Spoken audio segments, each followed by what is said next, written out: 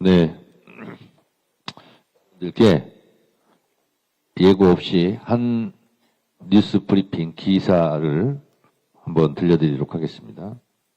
2009년 노무현 전 대통령 수사 당시 불거졌던 이른바 논두렁 시계 사건의 배후에 원세훈 국정원이 있었던 것으로 확인됐습니다. 국정원 적폐청산 TF는 당시 국정원이 검찰 수사팀의 중요한 사안이 아니니 언론에 망신 주기 용으로 흘리자고 말했다고 밝혔습니다. 또 KBS와 SBS 고위 관계자를 만나서 노 전 대통령 수사와 관련된 보도 요청을 했다고 덧붙였습니다. 안지영 기자가 보도합니다.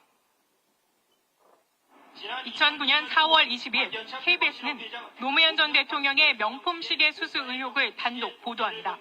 노무현 전 대통령 부부에게 2억 원 상당의 명품 시계를 선물한 것으로 드러났습니다. 당시는 노 전 대통령 뇌물수수 의혹에 대한 검찰 수사가 본격화하던 시점으로 노 전 대통령 소환 조사 8일 전입니다.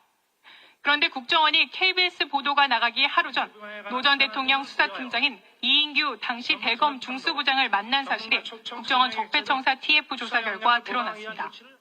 당시 국정원 측은 고가 시계 수수권은 중요한 사안이 아니므로 언론에 흘려서 적당히 망신 주는 선에서 활용하라고 말했습니다. 국정원이 수사팀의 언론 플레이를 주문하고 하루 만에 실제 보도가 나온 겁니다.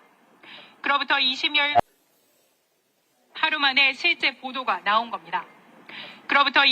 후인 5월 13일에는 SBS가 노 전 대통령의 명품 시계를 논두렁에 버렸다는 내용을 단독 보도합니다.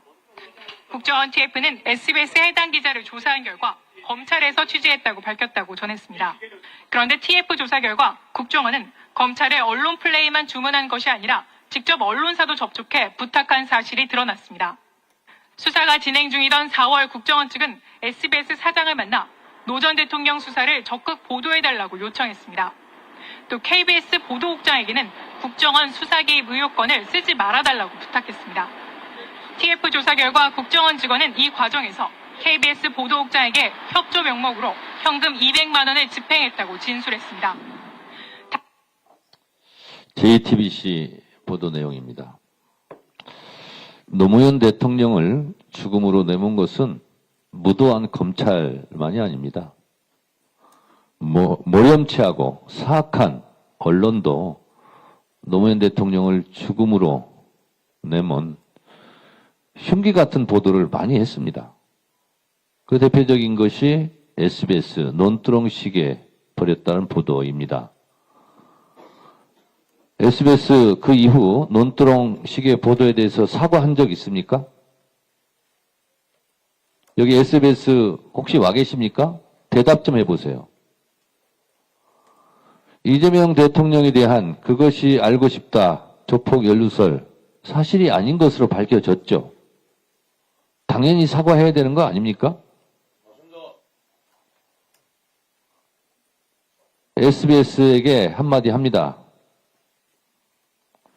SBS, 당신들도 언론입니까? SBS, 당신들의 모렴치, 그것이 알고 싶다.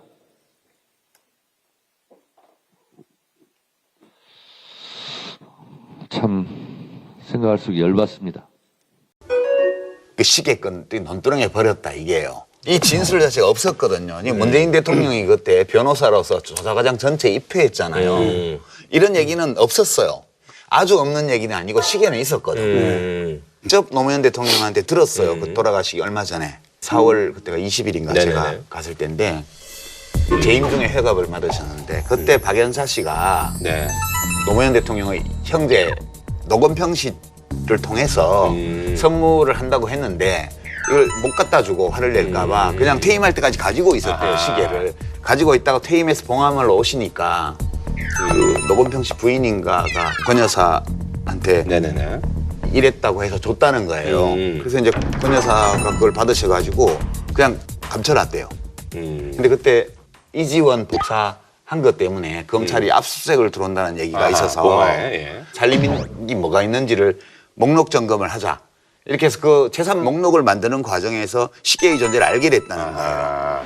그래서 이 시계 뭐야 이렇게 해서 굉장히 그 여사님한테 화를 내고 그리고 그 시계를 어쨌냐 하면 망치로 깨서 버려버렸다. 하도 화가 나서. 그게 제가 들은 얘기예요. 그런데 이거를 시계를 논두렁에 버렸다 그러니까 온 언론에서 논두렁에 시계 주스러 가자 뭐 이런 거를 조장을 하고 이렇게 된 거죠, 그게. 근데 지금 기자들이 얘기하는 걸로는 국정원 개혁위원회에서 이렇게 조사해본 바로는 검찰에서 들었다는 거예요. 그럼 이거는 그 당시 원세훈 국정원에서 직접 기자들에게 자기들이 소스를 준 게 아니고 소스를 주더라도 검찰이 확인해 봐라고 했을 거고 이런 얘기가 있는데 그다음에 검찰에서 누가 확인해 준 거예요. 왜냐하면 중수부장이 직접 안 해줘도. 이재명 대통령이 과거 자신을 둘러싼 조폭 연루설과 관련해 국민의힘과 SBS 그것이 알고 싶다를 겨냥해 사과를 요구했습니다.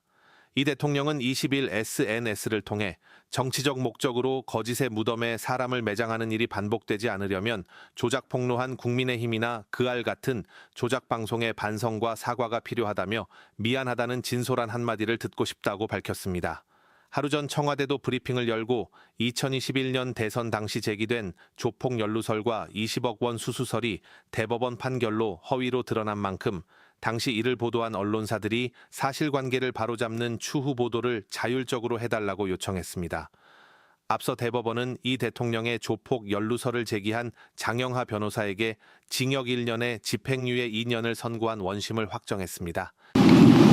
민주주의 사회의 제4부, 입법행정사법에 의한 제4부라고 불리죠. 그래서 특별한 보호를 해요.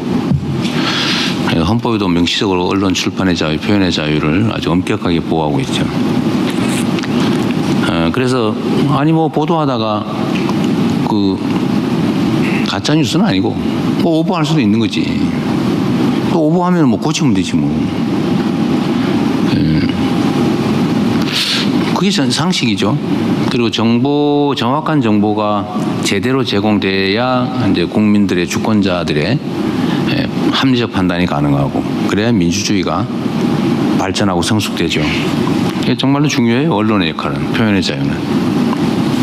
그런데 이 표현의 자유와 특별한 보호를 악용해가지고 특권적 지위를 누리려는 아주 극히 소수의 사람과 집단이 있죠. 이 가짜 뉴스를 통해서 정치적 목적을 달성하거나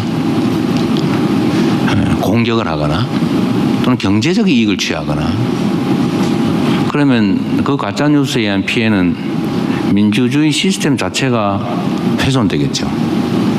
또는 특정인 또는 특정 집단이 억울한 일을 당하겠죠.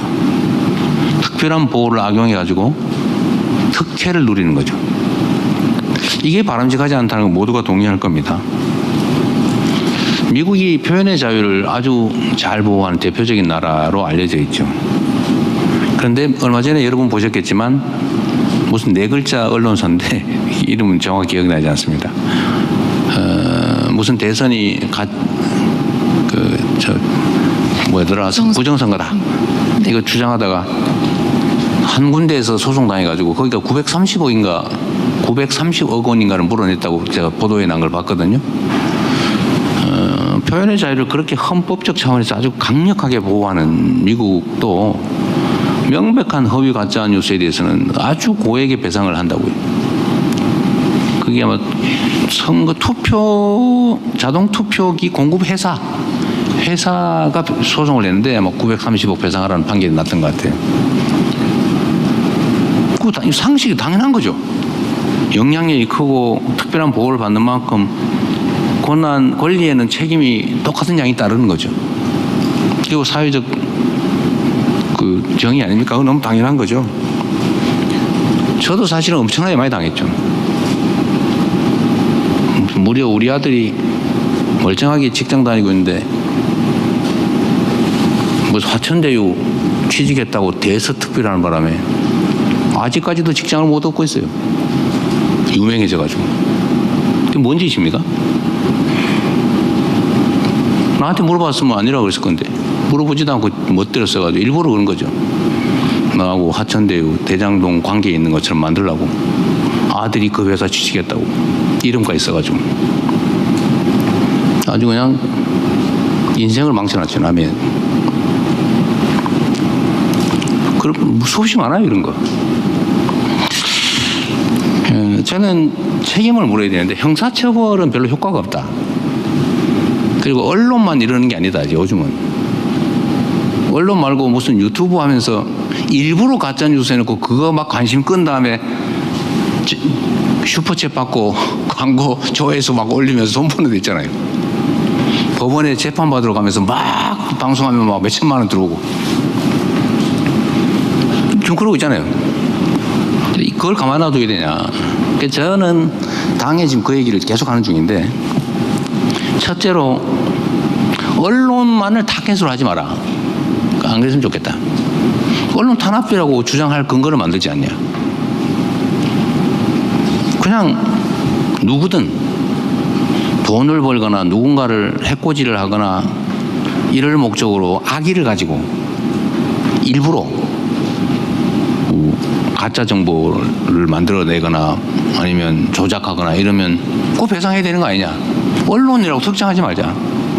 그 언론중재법을 건들지 말고. 배상은.